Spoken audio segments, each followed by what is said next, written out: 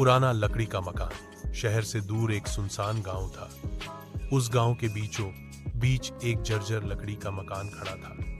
लोग कहते थे कि वहां कभी एक अमीर जमींदार रहता था जिसने अपनी पत्नी और बच्चे को कत्ल करके खुदकुशी कर ली थी। उसके बाद से वो मकान आसीब ज़दा माना जाता था। गांव वाले शाम ढलते ही उस तरफ जाना छोड़ देते। एक दिन शहरी नौजवानों का एक ग्रुप हमत आजमाई के लिए आया। उन्होंने सुना था कि रात गुजारने वाला या तो पागल हो जाता है या फिर गायब। सब दोस्त हंस रहे थे। कहानियां हैं यार। आसिफ, जो सब में बहादुर था, बोला, रात यहीं गुजारेंगे, फिर पता चलेगा कि भूत है या डरपोक गांव वाले।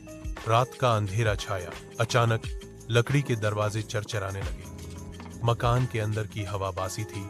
दीवारों पर पुरानी तस्वीरें जिनमें जमींदार और उसकी बीवी अधखुली आंखों से देख रहे थे।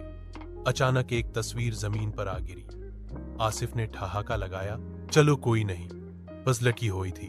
सब दोस्त एक हॉल में दरी बिछाकर बैठ गए। टॉर्च की रोशनी कभी कभार दीवारों पर पड़ती तो साए लंबे हो जाते। आधी रात को सब सो चुके थे। अचानक आसिफ की आंख खुली। लगता है किसी ने उसके कान में सरगोशी की है। उसने चिराग जलाया तो कमरा खाली था, लेकिन दरवाजा धीरे धीरे खुलने लगा। बाहर बरामदे में एक औरत सफेद लिबास में खड़ी थी। उसका आधा चेहरा खून में भीगा था। आसिफ का जिस्म सन हो गया। उसने दोस्तों को जगाने की कोशिश की मगर आवाज न निकली। वो औरत आस्ता आस्ता चलती हुई उसके करीब आई। आसिफ की आंखों में खौफ तैरने लगा। उसने देखा कि औरत की आंखें सफेद हैं मगर वो मुस्कुरा रहे हैं। अगली सुबह जब सूरज निकला तो बाकी दोस्त जागे। आसिफ कहीं न था।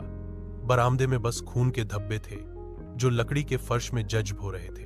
कहते हैं उस रात के बाद जो भी उस मकान में रहता है उसे ख्वाब में एक औरत सफेद कपड़ों में बुलाती है और फिर वह भी उस मकान का हिस्सा बन जाता है।